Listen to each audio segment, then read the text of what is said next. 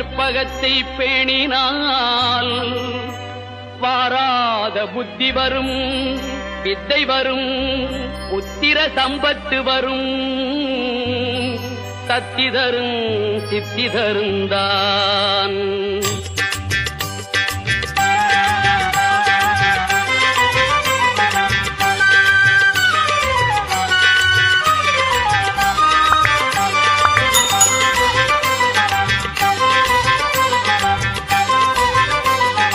துளி போட்டு செயல் எதுவும் தொடங்கு, பிள்ளையார் துளி போட்டு செயல் எதுவும் தொடங்கு.